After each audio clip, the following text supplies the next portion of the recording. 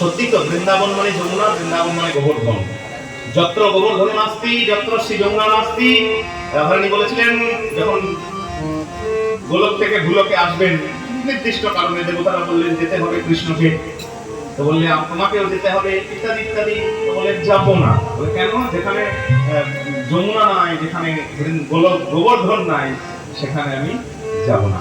তাই যেখানে কৃষ্ণ লীলা করতে আসার আগে গিরি গোবর্ধনকে, শালমণি দ্বীপ থেকে গিরি গোবর্ধনকে পাঠালেন বৃন্দাবনে, এলেন যমুনা অবতীর্ণ হলেন, তারপরে লীলার বিন্যাস করলেন। আমরা একবার বৃন্দাবনে প্রবেশের পূর্বে যমুনা মহারানী আর গিরি গোবর্ধন মহারাজের জয়ধ্বনি দিয়ে তারপর বলিয়ে শ্রী গিরিরাজ গোবর্ধন মহারাজ কি, বলিয়ে শ্রী যমুনা মহারানী কি, বলিয়ে শ্রী কোষ প্রজমণ্ডল কি, জয় জয় শ্রী রাধে।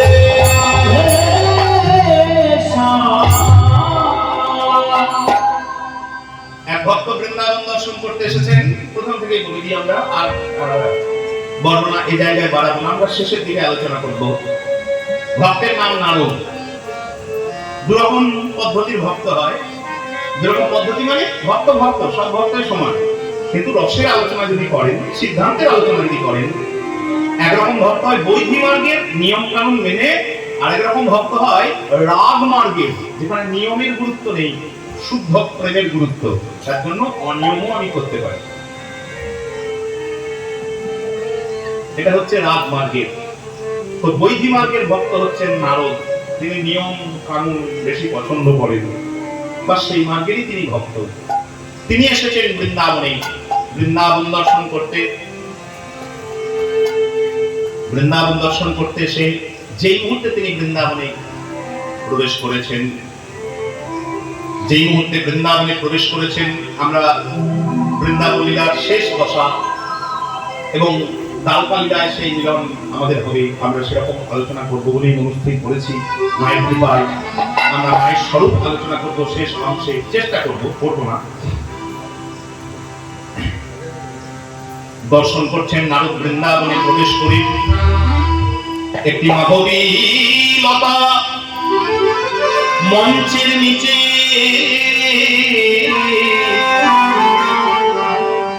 কৃষ্ণ বৃন্দাবন ছেড়ে মথুরায় পরে দ্বারকায় চলে গেছেন অনেকদিন, প্রায় 100 বৎসর, 100 বৎসর, প্রায় 100 বছরের কাছাকাছি হতে যাবে। এখনো কাঁদছেন, এখনো কাঁদছেন। কেন? কাঁদার শক্তি তিনি দিয়ে গেছেন, কাঁদার শক্তি দিয়ে গেছেন গো। কাঁদছেন কেন? তো আচ্ছা, কথাতে কথা বেড়ে যায়, এটাই খুব মুশকিল। কাঁদছেন কেন? তো কাঁদার ক্ষমতা সবার থাকে না, সহ্য করতে পারে না ততটা যন্ত্রণা। যারা সাধু তারা সারা জন্ম কাঁদেন, যারা প্রেমিক তারা সারা জন্ম কাঁদেন। কেন? এত শক্তি তাদের। কাঁদার ক্ষমতা তিনি জুগিয়ে গেছেন। তিনি বৃন্দাবন ছেড়ে মথুরায় দ্বারকায় চলে গেছেন। যেহেতু তাদের অধর সুধা পান করে বেঁচে আছে এরা, ওই জন্যই নমে ভক্ত প্রণশ্যতে, তারা কাঁদবে কিন্তু মরবে না, মারা যাবে না। যতক্ষণ তার আজ্ঞা না হবে ততক্ষণ তারা ছেড়ে দিতে পারবে না। কাঁদবে। কেন কাঁদবে জানি? কাঁদার প্রচুর শক্তি লাগে, অত সহজ নয়। প্রেম অত সহজ বিষয় নয়। আমাদের একটা প্রশ্ন আছে, সবাই প্রশ্ন করে শুধুই কাঁদছে। ভক্তের কথা বলো, রাধারানীর কথা বলো, সাধুর কথা বলো, মহাপুরুষের কথা বলো, শুধুই কাঁদছে কাঁদছে। এই কি গান শুনবো? শুধুই কাঁদছে, শুধুই কাঁদছে। হ্যাঁ, কাঁদছে। কাঁদার জন্য যোগ্যতার দরকার,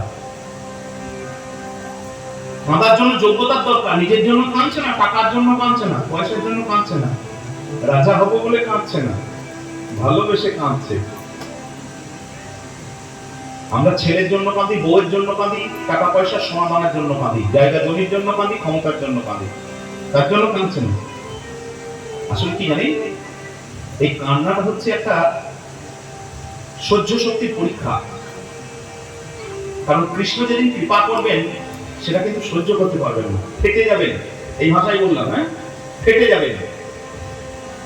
নিজের স্ত্রী দুটো কথা বললে গলায় দড়ি নেওয়ার জন্য দড়ি নিয়ে ছুটছি, নিজের মা একটা কথা বললে বিষ খাওয়ার জন্য ছুটছি, ওইটুকু প্রেম সহ্য করতে পারছি না। তো কৃষ্ণ প্রেম সহ্য করতে পারবো? চারটিখানি ব্যাপার নাকি? কৃষ্ণ যাকে কৃপা করবেন তাকে সেই যোগ্যতাটাকে দিয়ে পাঠাচ্ছেন চোখের জল, যে আমাকে সহ্য করতে পারবে তো। মানে একজন সাধু মহারাজ উদাহরণ দিচ্ছেন, দেখুন কাঁচ, আমরা বলি অনেক জায়গায় বলি কাঁচ, যে দরজা জানলায় লাগায় না যে কাঁচ গ্লাস, এত ঠুনকো একটা পাথর, এখান থেকে পাথর নিয়ে জোরে ছুঁড়ে দেন, ভেঙে গেল। আবার ওই কাঁচ বুলেট প্রুফ হয়, ওই গাড়িতে লাগানো থাকে, উচ্চ পদস্থ মন্ত্রী আমলাদের গাড়িতে দেখবেন লাগানো থাকে কাঁচই, অন্য কিছু নয়, কিন্তু বুলেট প্রুফ কাঁচ, ওই কাঁচই বুলেট প্রুফ কাঁচ, সেখানে যদি এত রেঞ্জে গুলি করলেও সেটা ঘুরে চলে আসবে। কি করে হয়? তৈরি করতে হয় একটা বিশেষ পদ্ধতিতে। কি করে দেখে নেবেন, এখন তো সার্চ করলে পাওয়া যায় না। প্রথমে প্রচুর উত্তাপ দিয়ে কাঁচটাকে গলানো হয়, গলে যায় না, যেই গলে যাবে তার আগের মুহূর্তে ঠান্ডা করে দেওয়া হয়, শক্ত হয়ে গেল, আবার প্রচন্ড হিট দেওয়া হলো, যেই গলে যাবে আবার ঠান্ডা করে দেওয়া।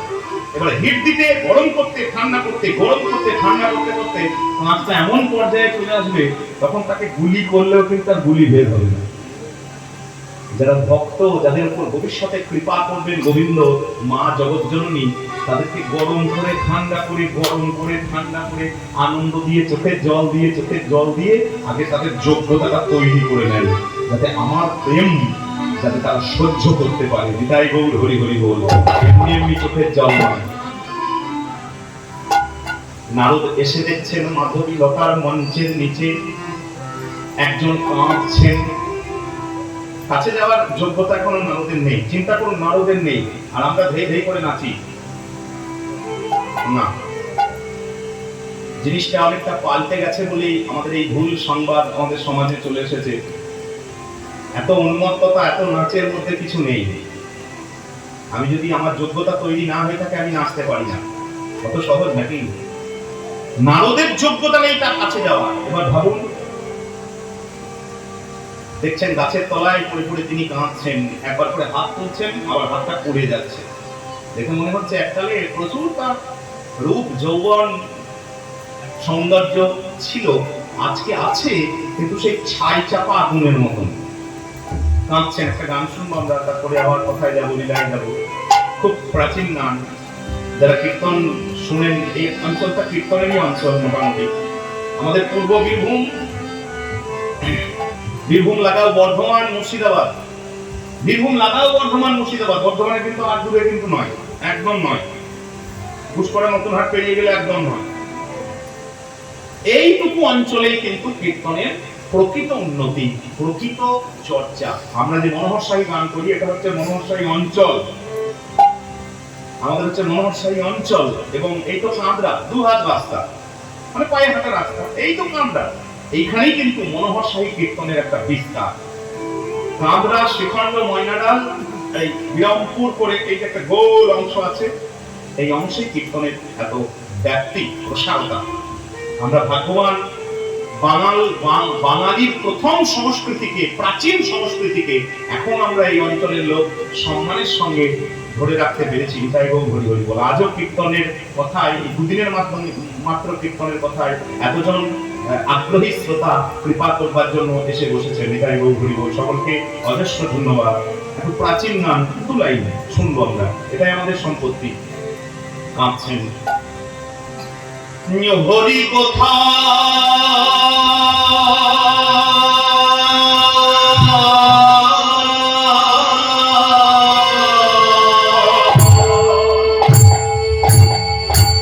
হরি কোথায়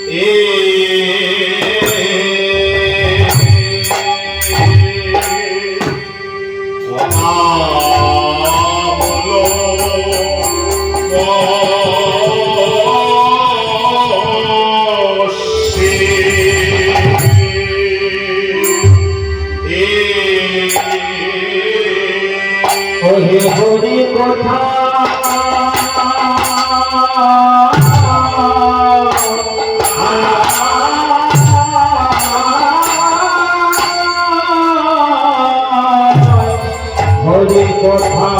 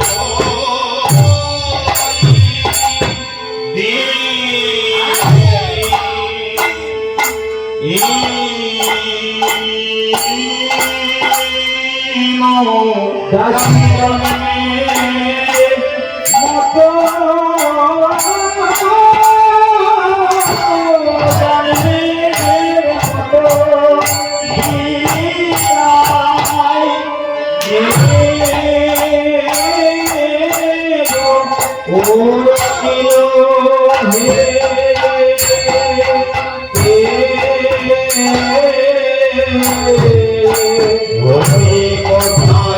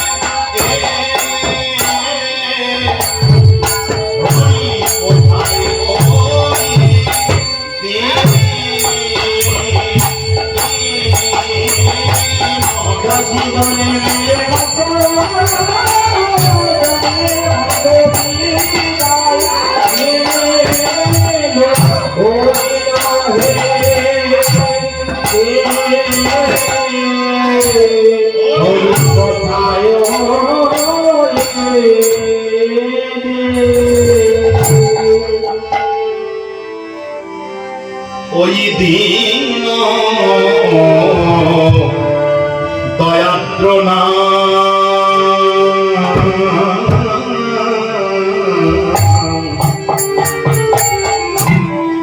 মথুরানাথ পদাবল কষ্টে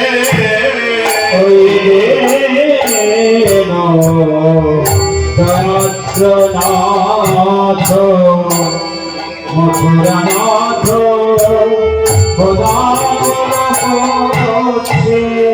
হৃদয়ম তদলোক কাতরম দয়িত ভ্রাম্যতি কিম করম্যহম ভ্রাম্যতি কিম করম মহম হৃদয়ম তদলোক কাতরম দয়িত ভ্রাম্যতি কিম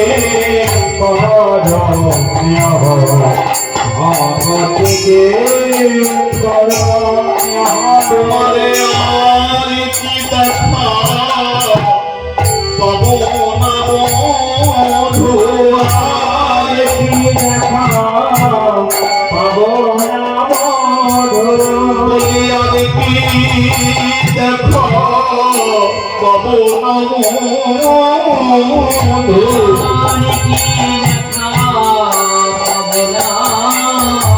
তাই তো আমি কি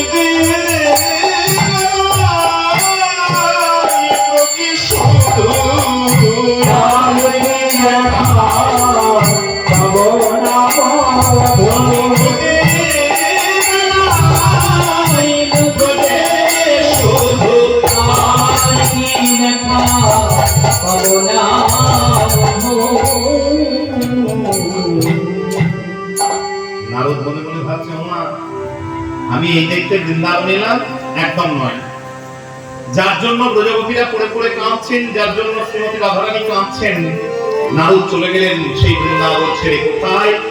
কৃষ্ণ যেখানে রয়েছেন আজ সেখানে গেলেন।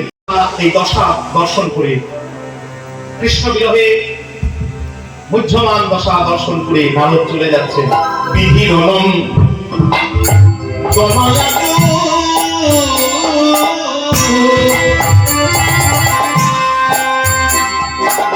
আজ ভাবে মনে মনে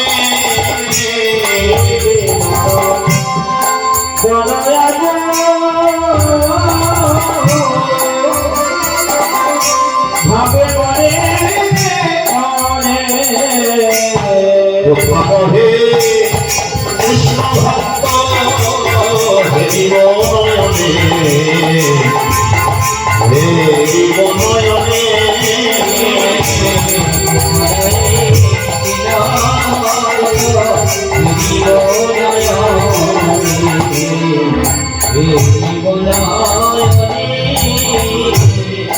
এত চিন্তিতে ঋষি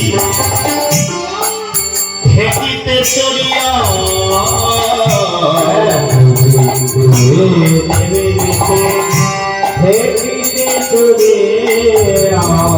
দেখিতে দেখিতে যাই উল্লাসিত হইয়া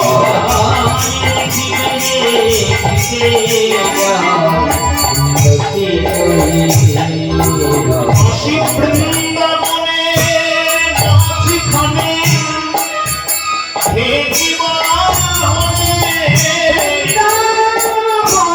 মাঝখানে হে এবারে চলে না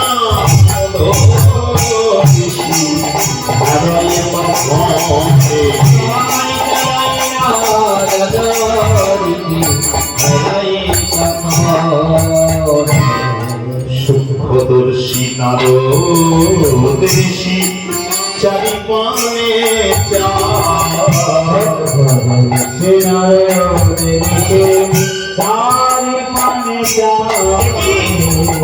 কোথা হতে এত তাপ আসি লাগে মনে না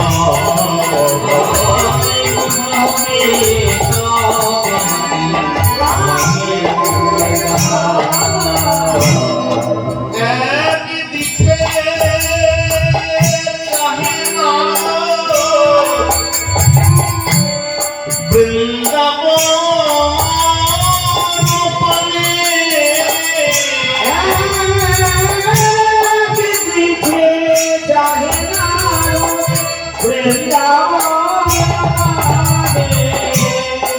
আকুল হইয়া ঋষি হৃদয়ে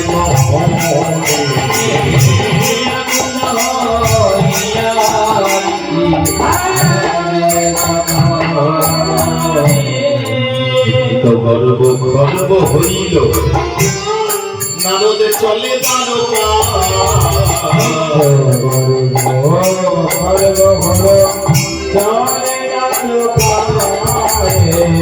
ভেটিমা হতে যাই যমুনা ভেদা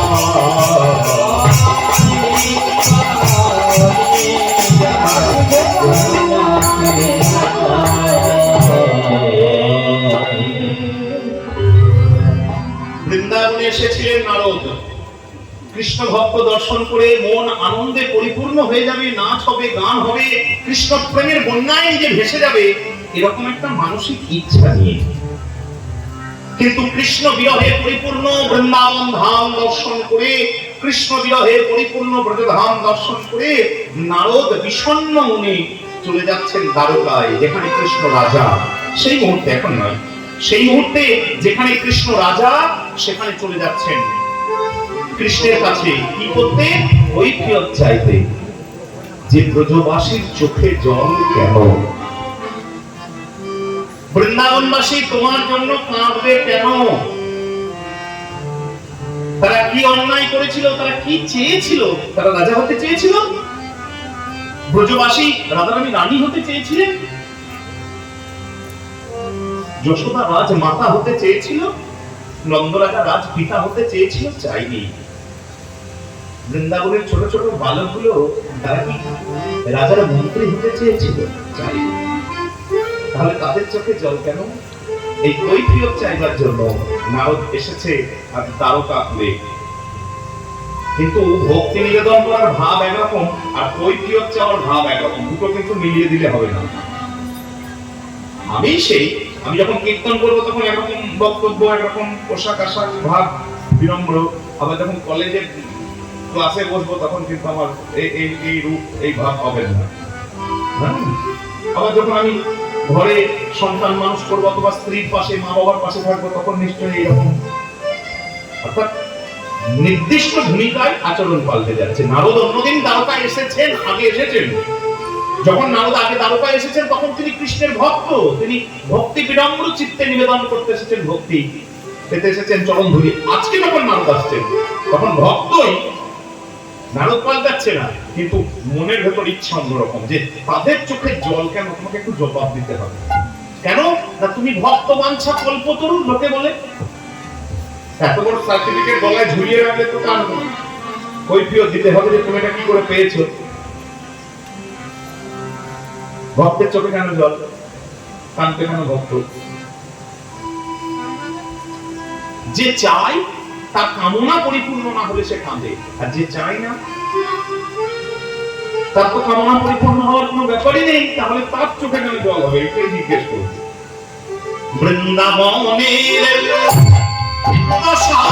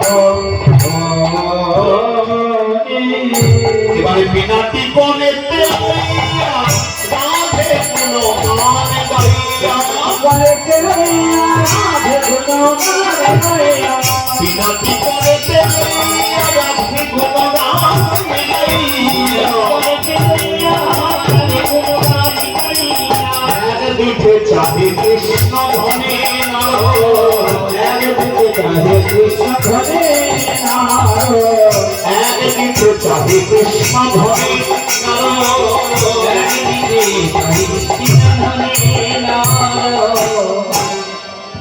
আমি নিজে নিজে যাবো না, বুঝলেন তো?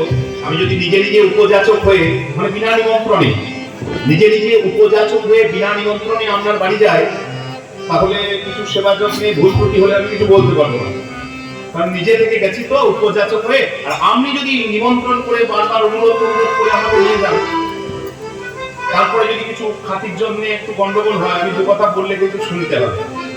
মানে ভাবটা হচ্ছে এইরকম, আমি যদি নিজে থেকে যাই তাহলে মাথা নামিয়ে ঢুকতে হবে, তাহলে কৈফিয়ত চাইতে পারবো না। আর আমাকে যদি হাতে ধরে এই এসো এসো ইত্যাদি করে যদি আদর যত্ন করে নিয়ে যায়, তখন দু কথা বলবার সুযোগ পাবো। তাই নারদ নিজে ঢুকছেন না, সেই বিনা যন্ত্রকে অনুরোধ করছেন, জানেন তো যে কোন কথা বললে কাজ হবে তাড়াতাড়ি। এখনই বৃন্দাবন থেকে এসেছি, আমাদের এরকম একটা ভাব আছে, দেখবেন আছে যে দিন 15 বৃন্দাবনে থেকে আসুন, দেখবেন আপনার মুখের ভাষা পাল্টে যাবে।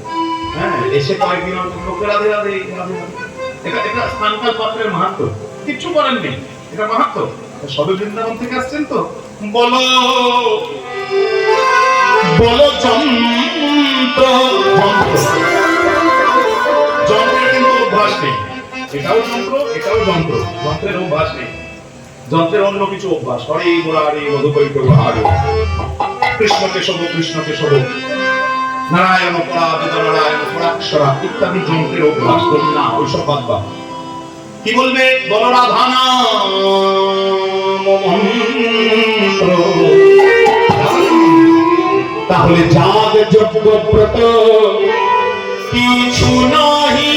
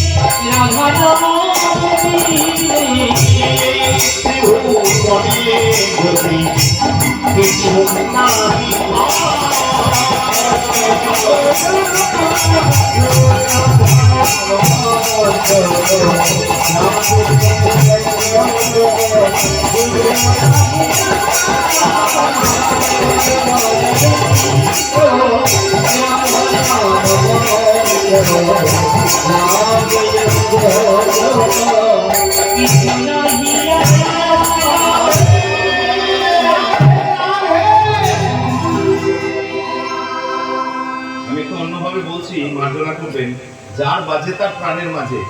রাজার গোপন জিনিস নিয়ে যদি মাঝ রাস্তায় চিৎকার চেঁচামেচি করা হয় না, রাজা কি করবে বলুন তো? হয় তাকে ঘরে ডেকে নেবে, না হয় তাকে সরিয়ে দেবে, তাই হোক ঘুরি করি। মার্জনা করবেন এভাবে বোঝানোর জন্য। নারদ দ্বারকায় গিয়ে রাধে রাধে করছেন, সে সময় রাধারানী সম্পর্কে দ্বারকার কেউ জানে না, মাত্র 3 জন। যে 3 জন জানে তারা বলবেন না। এক কৃষ্ণ নিজে, তিনি রাধা নাম উচ্চারণ করবেন না। এক জানেন বলরাম দাদা, তিনি বৃন্দাবনে থাকতেন, তিনি তো বলবেন। আর একজন জানেন বলরামের গর্ভধারিণী মা রোহিণী, বসুদেবের প্রথম স্ত্রী, তিনিও বৃন্দাবনে থাকতেন, তিনিও বলবেন। এত দূরে রাধা নাম যে চিৎকার করে জানছে, সে নিশ্চয় আমার সবটা জানে, জেনে এসেছে। ওই জন্যই যেই মুহূর্তে রাধা নামে ধ্বনি করেছে, মুহূর্তের মধ্যে, সেকেন্ডের মধ্যে কৃষ্ণ সেখানে চলে এসেছে। এসে এক হাতটা বিনা যন্ত্রকে ধরেছে, মানে গান বন্ধ, আর একটা মুখে দিয়েছে। হেই নারদ, কি ব্যাপার? তুমি জানাবে তো, তুমি আসবে, এসো এসো। হাত কিন্তু ছাড়ে দি, দুটো হাত নিয়ে টানতে টানতে টানতে টানতে একবারে গৃহের অভ্যন্তরে যন্ত্র করে, যেখানে কেউ নেই। এবারে হাত দুটো ছেড়ে দিয়েছে, যে হাত জোর করে বলে, নারদ এবার তোমার যত ইচ্ছা বলো। তবে রাধারানীর নাম তুমি প্রকাশ্য দিবালোকে, প্রকাশ্য রাজপথে ওইভাবে বলতে পারো না। নারদদের চেয়ে সুযোগ পেয়েছি। কেন বলো? আমি রাধা নাম করলাম, তাতে তোমার আপত্তি কোথায়? তোমার কেউ হয়? এখন তোমার কেউ হয়? চেনো? এরকম কথা বলুন তো, চেনো? আচ্ছা আচ্ছা আচ্ছা, বাদ দাও বাদ দাও। রাধারানীকে তুমি ভুলে যেতে পারো, তোমার রক্তে হয়তো কেউ হয় না। সেই শ্রীরাম ভুলে গেছো, আচ্ছা বাদ দাও। যার বুকের পীযুষ ধারা পান করে তুমি এত বড় হয়েছো, সেই নন্দরানীর কথাও মনে করো না, যার হাতের আঙুল ধরে তুমি পৃথিবীতে চলা শিখেছ, সেই নন্দ পিতার কথাও তোমার মনে পড়ে না। চেনো তাদেরকে? আচ্ছা, কথাটা কোন জায়গায় লাগবে বলুন তো? চুপ করে দাঁড়িয়ে আছে, দুটো চোখ টলটল করছে। ভাববেন, যিনি কৃষ্ণ, যিনি ভগবান, তার দুটো চোখ টলটল করছে। এতক্ষণ পর বলল, নারদ, আমি রাজা, তাই বলে কি আমার যন্ত্রণা থাকতে নাই? তুমি প্রজা, তুমি ভক্ত, তোমার অভিযোগ থাকলে তুমি রাস্তায় চিৎকার করে জানাতে পারো। আর আমি রাজা, আমার যদি অভিযোগ থাকে, আমি কার কাছে চিৎকার করে জানাবো? আমার হৃদয়ের কথা, যন্ত্রণার কথা আমি কার কাছে বলবো? যখন সবাই ঘুমিয়ে যায়, তখন আমি জানলায় তাকিয়ে মাঝ রাতে শুধু দীর্ঘ নিঃশ্বাস ছাড়ি, হা রাধে, হা শ্রীরাম, মা গো, বাবা গো, এই শব্দ বলে। কোনদিন রুক্মিণী সত্যভামা হয়তো লক্ষ্য করে, কিন্তু তারা প্রশ্ন করতে পারে না। নারদ বললে, শুধু কাঁদলে হয় না, কিছু সমাধান করতে চাও? অবশ্যই চাই, কিন্তু পারবো না। আমি যদি বলি, হ্যাঁ, তুমি যদি বলো তাহলে পারবো। এরকম ব্যাপার বলুন তো। আমি নিজে থেকে যদি কোনো কাজ করতে চাই না, তাহলে লোকে অনেক কথা বলবে, ছেলেটার পয়সা হয়েছে বলে ছেলেটার নাম যা খুশি তাই করছে, অমুক করছে। কিন্তু আমি যদি বলি, আমার গুরুদেব বলেছে, দেখুন সবার সামনে আমার গুরুদেব বলেছেন, অমুক মহামান্য ব্যক্তি আমাকে করতে বলেছেন, তাহলে দেখুন কোনো অসুবিধা নেই, কিছু করার নাই। রাজা যদি নিজের থেকে কিছু করতে চায়, রাজার অনেক বাধ্যবাধকতা রয়েছে। রাজা বলে কি যন্ত্রণা থাকতে নেই, কিন্তু রাজাকে যদি গুরু স্থানীয় কেউ আদেশ করেন, তাহলে রাজার করতে আপত্তি নেই। নারদ যাই হোক কিনা, ভক্ত হোক আর যাই হোক, নারদ কিন্তু দেবর্ষি, দেবতাদের মধ্যে ঋষি। তাহলে বলে, শোনো, আমি যেটা বলবো সেটা করতে চাও, 100 বার তুমি আদেশ করো, অনুরোধ নয়, আদেশ করো। তুমি বলো যে, হে কৃষ্ণ, তোমাকে করতে হবে। আমি রাজা, আমার দায়িত্ব হচ্ছে ঋষির বক্তব্যকে বাস্তবে প্রতিফলন করা। এটাই আমাদের শাস্ত্রের নিয়ম, কিন্তু চিরকাল তাই। আমাদের যারা ঋষি মানে প্রাজ্ঞ ব্যক্তি, পণ্ডিত ব্যক্তি, তাদের বক্তব্যকে যাতে বাস্তবে ইমপ্লিমেন্ট হয়, প্রয়োগ হয়, সেই ব্যবস্থাটা রাজা করবেন চিরকাল। এটাই রাজার কাজ সমাজ ব্যবস্থার ক্ষেত্রে। তুমি আদেশ করো। বলে, শোনো, তাহলে একটু মনে করিয়ে দিই। ত্রেতাই রামে রাজা ছিলেন, অশ্বমেধ যজ্ঞ করিলে, ত্রেতায় রামে রাজা ছিলেন, অশ্বমেধ যজ্ঞ করিলে, দান কত যজ্ঞ হবে এবে, মহারাজ দান কত যজ্ঞ হবে মহারাজ।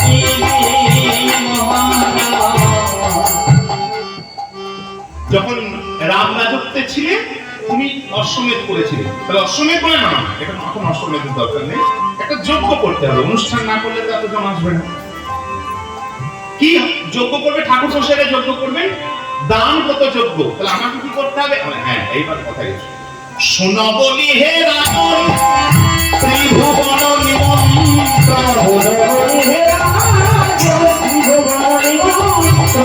সকলেই করিতে হইবে মহারাজ।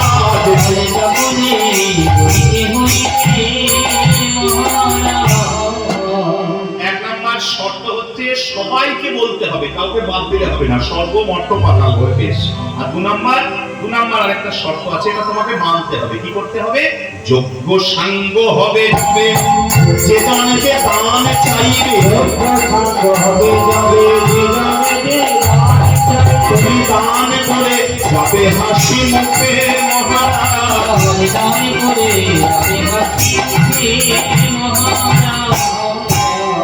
বলে নারদ, কৃষ্ণ বলছে, নারদ, এইটা মনে হয় পারবো না। বলে, কেন পারবে না? ব্যাপারটা হচ্ছে, যজ্ঞ যখন শেষ হয়ে যাবে, যে যা চাইবে ঘর যাবার সময় তাকে তাই দিতে হবে, যা চাইবে। বলে, নারদ, এটা বোধ হয় পারবো না। বলে, কেন পারবে না? তোমার নেই? না তুমি দেবে না বলে না, না নেই না, সবই তো আমার। তাহলে তুমি দেবে না বলে না, সেরকম মানসিক ইচ্ছা আমার নেই, আমি সব দিতে চাই। কিন্তু জানো তো কেউ কেউ ভক্ত আছে, আমি মুখ দেখলে বলে দেবো, সে কিন্তু খুব চতুর। কি বলবে, হে কৃষ্ণ তোমার যা আছে সব দাও। ব্যাপারটা বুঝে যান, কথাটা খুব ছোট কিন্তু মারাত্মক। তোমার যা আছে সব দাও, তার মানে কি তুমি শেষ, তুমি ভিখারি হয়ে গেলে। তাহলে আমি ভিখারি হয়ে যাবো না? নারদ মুখে বলছে না না, তাই আবার হয় নাকি? স্বয়ং রুক্মিণী, রুক্মিণী হচ্ছে মা লক্ষ্মী, রুক্মিণী মা লক্ষ্মী যার ভাড়ারি, ভাড়ারি মানে ভান্ডার ঘরের দায়িত্বে, যার ভাড়ারি মা লক্ষ্মী সে কবু হয় ভিখারি? বলুন তো, লক্ষ্মী যার ভাড়ারি সে কবু হয় ভিখারি? একদম না। আবার মনে মনে বলছে ওইটার জন্যই আমি এসেছি, কিন্তু তোমাকে ভিক্ষারি করবো, তোমাকে সিংহাসনে মানাচ্ছে না। বলে কেন? তোমাকে যারা সবচাইতে বেশি ভালোবাসে তারা ধুলোতে পড়ে কাঁদছে, তুমি সিংহাসনে বসে থাকবে। রাজাতে ভিখারিতে প্রেম ভালো জমে না, তো তারা তো আর কোনোদিন রাজা হতে পারবে না বৃন্দাবনের লোকেরা, তা তোমাকে ভিখারি করবো। আজ হয়তো পারবো না, এটা দাপর যুগের শেষ সময়কার লীলা, আগামী কলি যুগে তোমাকে ভিখারি সাজাবো। এই তো কাছেই কাটোয়া, ভিখারি কিন্তু সাজাবে। সেই দিনে সবের শেষে দান দিয়া ভিক্ষা ঝুলি কাঁধে, ভিক্ষা ঝুলি কাঁধে, ভিক্ষা করি যাবে কোন সুখে,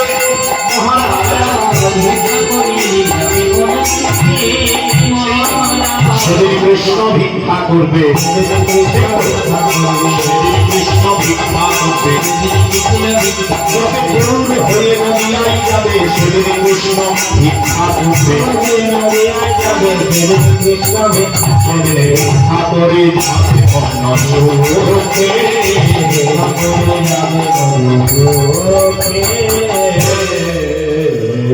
বলে বেশ বেশ যজ্ঞের অনুষ্ঠান হবে। একটা সমস্যা, কবে হবে বলে শুভস্য শীঘ্রম। এই আমরা যদি বলি কাছে একটা ভালো তিথি, অষ্টমীও বলতে পারে, নবমীও বলতে পারে, দুটোই ভালো তিথি। আচ্ছা নবমীটাই বলুন, এত তাড়াতাড়ি বলে এত শুভস্য শীঘ্রম, আমার দেরি করা যাবে না। পারবে না? হ্যাঁ পারবো, লোকবল অর্থবল কোনোটাই আমার কম নেই, সবটাই আমার। এক সেকেন্ডের মধ্যে ব্যবস্থা। একটা অসুবিধা হতে পারে, কি? নিমন্ত্রণের ভার কে ভালোবে,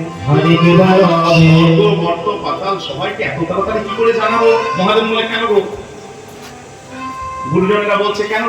যে যজ্ঞের যুক্তিটা তোমার মাথায় ঢোকাচ্ছে মানে নারদ, তাকেই দায়িত্বটা দিয়ে দাও, কারণ সে তো বাতাসের চাইতে দ্রুতগামী, সব জায়গায় যেতে পারে। সেই তার নিমন্ত্রণটা করো। তা শুনে মোহন কয় কিবা চিন্তা করো তার, ওই দেবর শিরেই ভার দেহ হবে। তাড়াতাড়ি লিখে দিলেন। নারদের কথা শুনিয়া তখনও পত্র লিখে নিজ বলি, প্রথমে শঙ্করে লিখে শঙ্করীরে গণপতি কার্তিকেরে। আমাদের নিয়ম জানেন তো, আমরা যখন যে কোনো বড় কাজে নিমন্ত্রণ করি তখন প্রথমেই পরম পূজনীয় গুরুদেব বা কোনো বৈষ্ণব থাকলে বৈষ্ণবের নাম, এটা নিয়ম, কার্ডটা আগে তার নামে লিখে, পৌঁছাতে পারলে ভালো, না পৌঁছাতে পারলেও তার নামে নিমন্ত্রণটা আগে লিখে তারপর বাকি কাজ করতে হয়।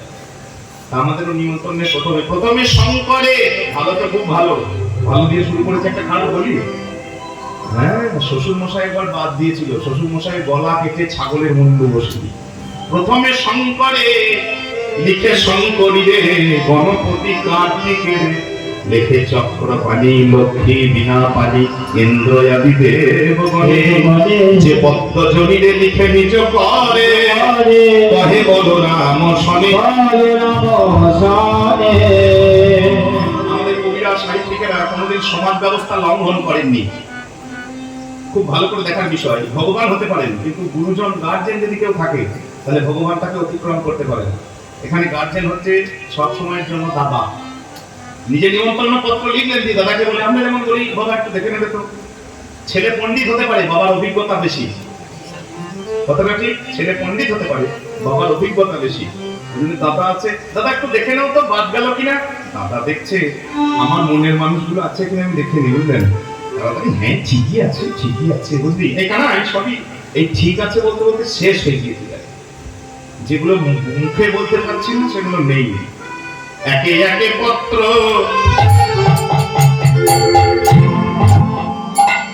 নিরক্ষী বলা,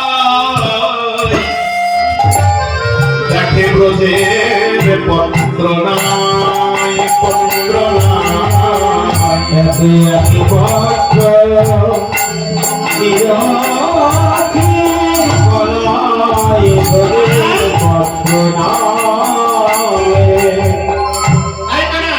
দাদা কি হলো? বলি বৃন্দাবনে পত্র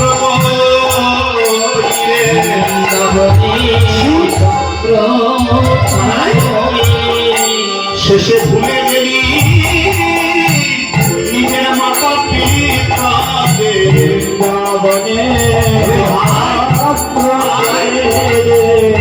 যারে মা কাঁদে তার যোগ্য কিরে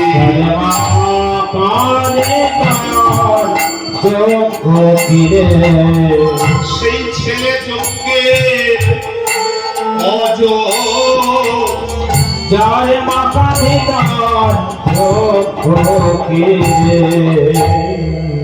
চুপ করেছিলাম। এবার একটা কথা বলবো, যে বলেছে সেই ছেলে যজ্ঞের অযোগ্য, এরপরেও যদি আমি চুপ করে থাকি তাহলে অভিযোগটা মেনে নিতে হবে। দাদা এই কথাটা তুমি বলতে পারো না। বলে কেন? তুই মাকে নিবি না, বাবাকে নিবি না? দাদা একটা কথা বলি, মা বাবাকে নিমন্ত্রণ করা হয় না। এটা সামাজিকতার দিক থেকেও নয়, শাস্ত্রের দিক থেকেও নয়। বলে কেন? আপনি নিমন্ত্রণ করতে পারবেন? আপনি কলকাতায় থাকেন, আপনি লিখতে পারবেন কত তারিখে আপনার ছেলের নাতির বিয়ের দিন আপনারা সপরিবারে বলা হবে? এরকম কোনো যার ঔরসে আমার জন্ম, যার রক্তে আমার জন্ম, তাকে চিঠি দিয়ে আমন্ত্রণ করার কোনো নিয়ম আমাদের শাস্ত্রে নেই। আর দু নাম্বার বক্তব্য হচ্ছে, কি বলবো, আমি কোনো ভাষা খুঁজে পেলাম না, কোনো ভাষা খুঁজে পেলাম না, আমি তাদের কি বলে নিমন্ত্রণ করি। কোনো ভাষা খুঁজে পেলাম না,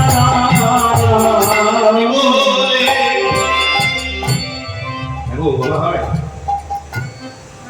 আরে ভাই বলি, কাজের জগতের ভাষা আর রসের জগতের ভাষা। কাজের জগতের নির্দিষ্ট ভাষা আছে, যেটা আমার ব্যবসার জগৎ, যেটা আমার সংসারের জগৎ, যেটা আমার কাজের জগৎ, তার নির্দিষ্ট ভাষা আছে, কথা আছে, এর সঙ্গে এই, ওর সঙ্গে ওই। আর যেটা আমার রসের জগৎ, যেটা আমার নির্দিষ্ট অন্তরঙ্গ প্রেমের জগৎ, তার নির্দিষ্ট কোনো ভাষা নাই। সারা রাত কথা বলার পরেও মনে হবে আসল কথাটা বলা হলো না, কালকে আবার বলতে হবে। তার মানে সব গোল গোল। ওই জন্যই আমি ভাষা খুঁজি।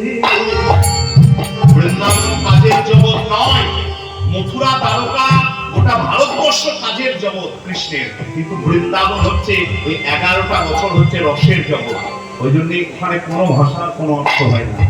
আমি ভাষা খুঁজে পেলাম না, খুঁজে পেলাম না, তাদের কি বলে সান্ত্বনা দেব। খুঁজে পেলাম না, তুমি বলে দেবে? দাদা বলে আমি বলে দেবো, আমি লিখে দেবো। বলবে সব নিমন্ত্রণ পত্র নারদ বলে না গো, বলতে গেলে আর শেষ হবে না। আমি একটু এগোই। নিমন্ত্রণ পত্র লইয়া নারদ চলিল, বিলাসেতে শিরোমণি পত্র সমর্পিল,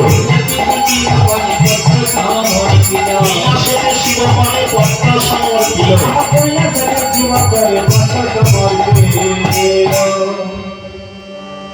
ভোলেনাথ, এই যে নারদ, কি ব্যাপার গো? তুমি সেই যে গেলে আর কোনো খবর নেই, বৃন্দাবন যাবো বলে বেরিয়েছো, বৃন্দাবন গেছিলে, এবার সে কথা পরে হবে, এখন সময় নেই।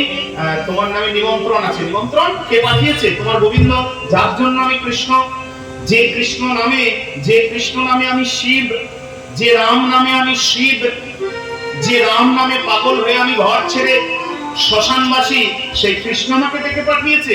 ও মা, একে পাগল, বুঝতে পারছেন, যার জন্য পাগল সে ডেকেছে, পাগলামি আরো বেড়ে গিয়েছে। নিমন্ত্রণ পত্রখানি পাইল যখন,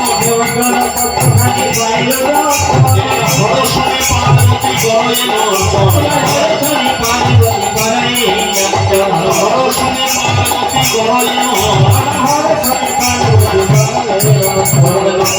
লাগিল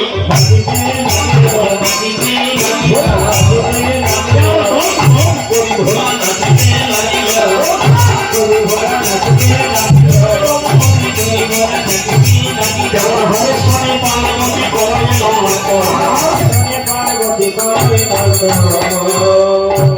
নারদ বলে এখন একদম সময় নেই, সব নিমন্ত্রণ পত্র দিয়ে অবশেষে নারদাসী ব্রজপুরে যায়। ব্রজপুরে গিয়ে নারদ হরে গোপিকায়, ব্রজপুরে গিয়ে নারদ হরে গোপিকায়। কাকে আগে দেবো কাকে আগে দেবো খুঁজছে, বুঝলেন? ডাক্তার সাহস হচ্ছে না কাউকে, কি বলবো কাকে আগে দেবো কাকে। দেখছে বৃক্ষতলে উন্মত্ত পাগলের মতন, পাগলিনীর মতন গায়ের ঊর্ধ্ব অংশে কাপড়টি নেই, কাপড়টি মাটিতে লুকাচ্ছে, হাতে একটা থালা, কিঞ্চিত মাত্র নমনী, গাছের দিকে হাত তুলে ডাকছেন গোপাল, এই বাবা এবার নেমে আয়, এবার তো নেমে আয়, আজ যে চলতে পারি না রে। প্রভাতে উঠি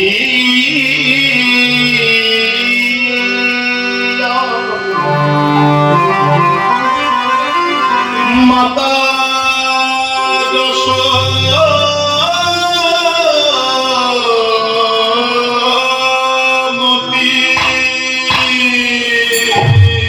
প্রভাতে উঠে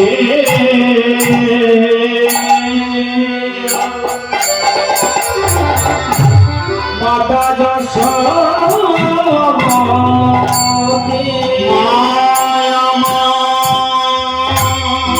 নবনী লইয়া করে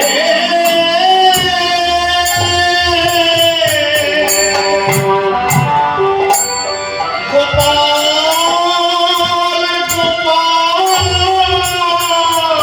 মনিয়া পুকারে নিঝরে নয়ন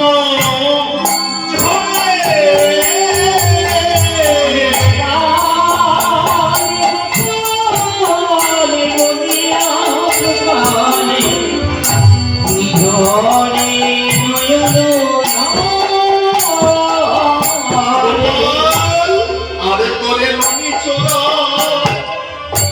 বলবো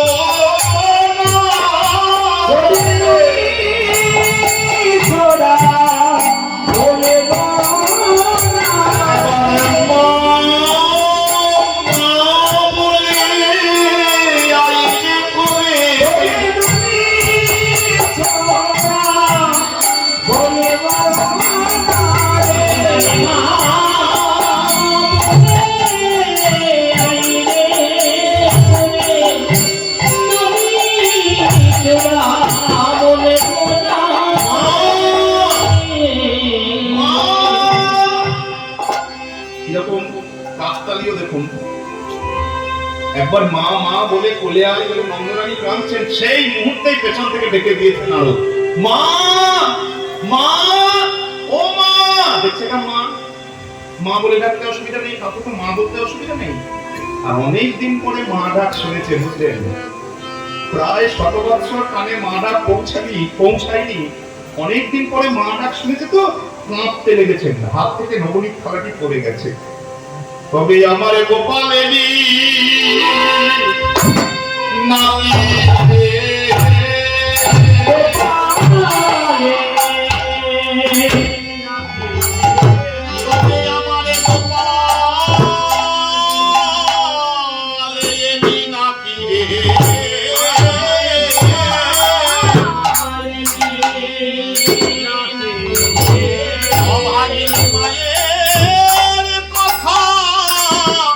মনে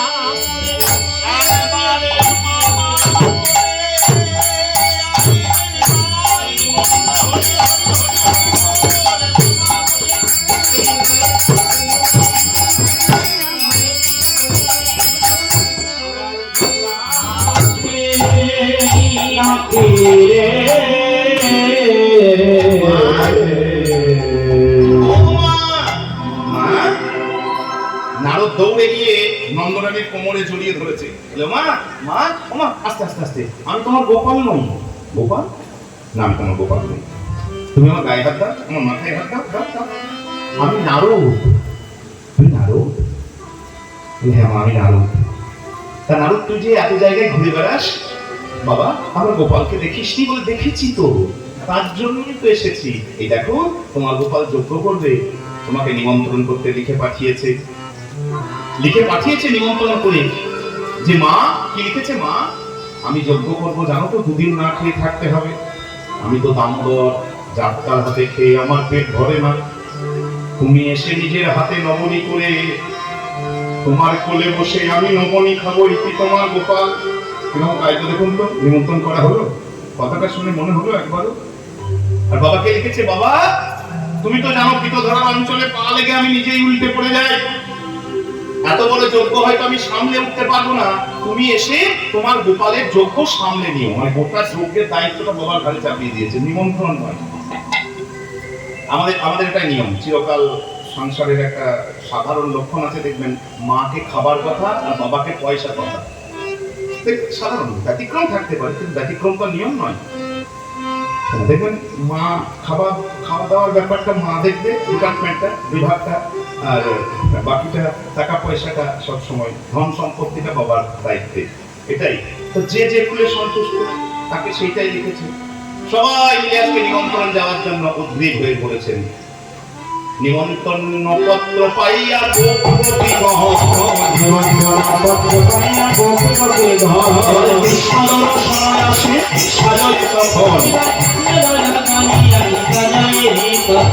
শপটে ভরিয়া নিল দধি দুগ্ধ ছানা, স্বর্ণ হীরার উত্তমত নানা হয় গহনা। যশবতী নবনীর ধারী দেশে চলে সবে সারি সারি।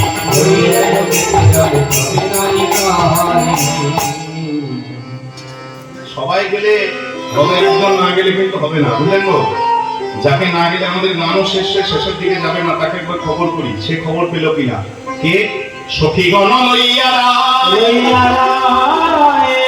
সবার শেষে খবর পেয়েছেন। আমাদের একটা নিয়ম আছে, দেখুন পুজোগুলো লক্ষ্য করবেন মন দিয়ে, যিনি প্রধান পুজোর ক্ষেত্রে তার পুজো হবে শেষে। কালী পূজায় কালীর পুজো শেষে, সরস্বতী পূজায় সরস্বতীর পুজো শেষে, দুর্গা পূজায় দুর্গা পুজো শেষে, লক্ষ্মী পূজায় লক্ষ্মীর পুজো শেষে। যিনি প্রধান, যিনি সভাপতি, তার আসন সবসময় শেষ পর্যন্ত সংরক্ষিত। এটা নিয়ম, এটা আমাদের শাস্ত্রের নিয়ম, এটা আমাদের সংস্কৃতির নিয়ম। যিনি আমাদের শেষে যাবেন তিনি প্রধান। কিন্তু একটা কথা আমরা বারবার বলি, অত সহজ বিষয় কিন্তু নয়। যেখানে রাধা সেখানেই বাধা, বাধা না থাকলে রাধা হবে না। হবে বাধা না থাকলে রাধা হবে, ধারা হয়ে যাবে, সাধারণ হয়ে যায়। স্বাভাবিক সাধারণ হয়ে গেলে সেটা কিন্তু রাধা নয়।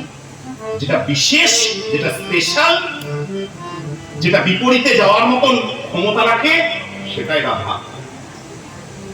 উপরের জল নিচেতে যায় তাকে বলে ধারা, এটা তো নর্মাল, এটা স্বাভাবিক। উপরের জল সবসময় ডাউনেই যাবে, নিচেতেই যাবে, একে বলে ধারা।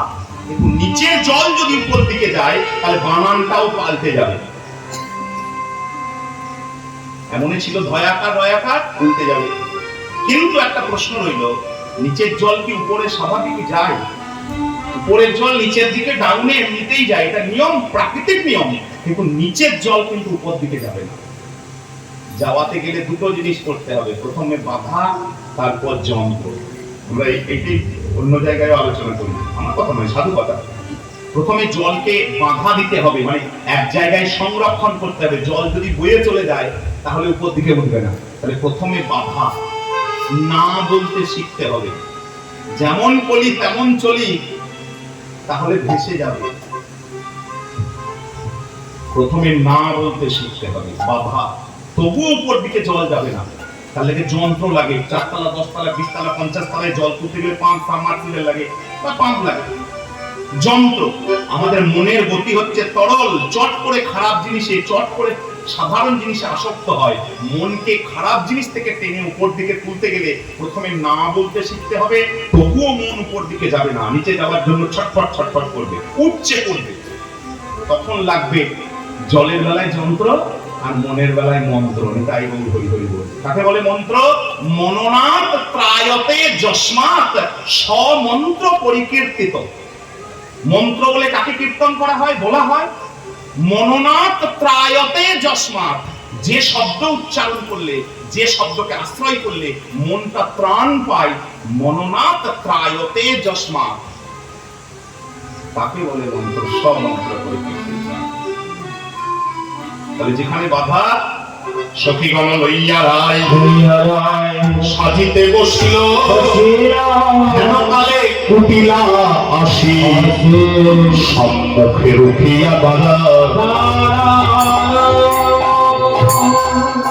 পরিচয় আমাদের কাছে দিতে হবে না। বউ, আরে বউ, দীর্ঘ 100 বছর ধরে যে সাজেনি,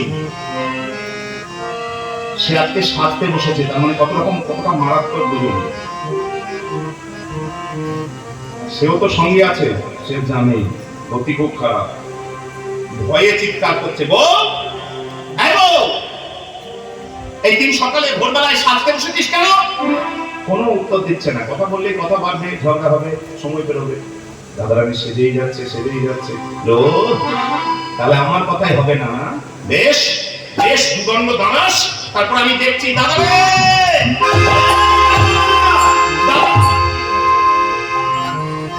দাদা ঘরে থাকার মানুষ নন। তিনি রাত্রি হলেই বেরিয়ে যান দূর দিগন্তে, বনের মধ্যে।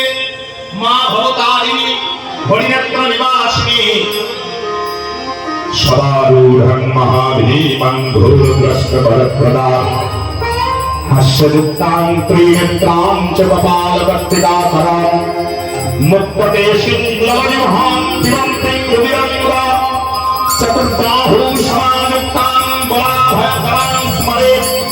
काली काली महाकाली, काली के पापहारिणी, धर्मार्थक्षणे नित्यं निवरदा भव। এই দাদা, হয়েছে তো পূজা? কেঁপে উঠেছে, বুঝলেন? আর হাত থেকে মন্ত্রটি বলে দিয়েছে। একে রুদ্রচন্দ্র সবসময় রেগেই থাকে। তারপর মায়ের পূজায় বিঘ্ন, মা কালীর পূজা তার দ্বারা ক্ষতিগ্রস্ত হয়েছে, লাফিয়ে উঠেছে। কি হলো রে? হ্যাঁ, এই কুটি না, এমন করে ফটফট করে কাঁপছে, চিৎকার করছিস কেন?